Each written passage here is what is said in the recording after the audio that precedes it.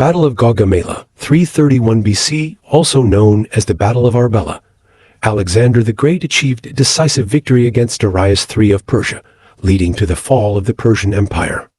In the dusty plains of Gaugamela, beneath the vast expanse of the Assyrian sky, two empires were set to collide in a battle that would echo through the ages. The year was 331 BC, and Alexander the Great, the young Macedonian king, had arrayed his forces against the mighty Persian army, led by Darius III, the King of Kings. The day dawned with the sun rising over the jagged horizon, casting long shadows over the assembled soldiers. Alexander's forces were outnumbered, but what they lacked in numbers, they made up for in spirit and strategy.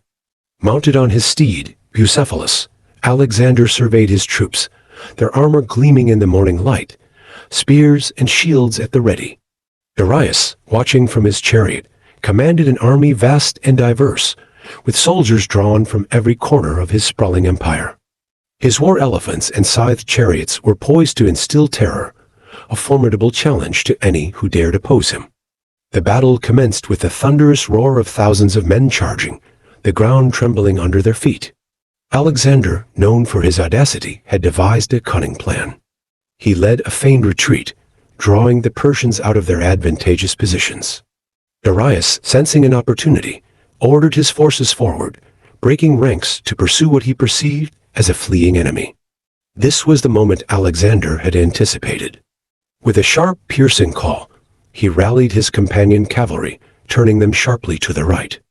In a brilliant tactical maneuver, known as the oblique attack, they cut through the Persian lines, aiming directly for Darius. The Persians, confused and unprepared for such a swift change in tactics, faltered. Meanwhile, on the left flank, the Macedonian phalanx advanced, their sarissa spears forming a bristling wall of death. They moved with precision, their discipline unbroken, even under the barrage of arrows and spears hurled by the Persian archers.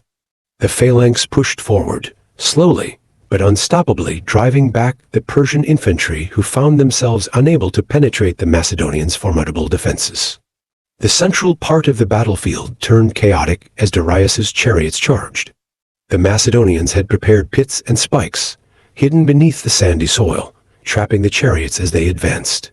The screams of horses and men filled the air, a grim testimony to the brutality of war. Above the melee, Alexander's voice rang clear, urging his men onward. With every enemy line they broke, the Macedonians grew bolder, their yells rising over the clamor of battle. Seeing his army in disarray and his lines penetrated, Darius felt a cold grip of fear. In a desperate bid to salvage his reign and his life, he turned his chariot around, retreating from the field. The retreat of Darius spread through the Persian ranks like wildfire, their morale shattered. The battle turned into a rout. Alexander's forces, though weary and bloodied, pressed their advantage, sweeping through the Persian camp, capturing its riches and securing a monumental victory. As the sun set over the battlefield of Gaugamela, the silence that followed was poignant. Alexander stood amidst the carnage, his gaze sweeping over the land he had conquered. This victory was not just a conquest of land, but a clash of wills, a testament to his vision of uniting the East and the West. The Battle of Gaugamela would not only mark the fall of the Persian Empire, but also the rise of Alexander as a leader whose legacy would endure for millennia.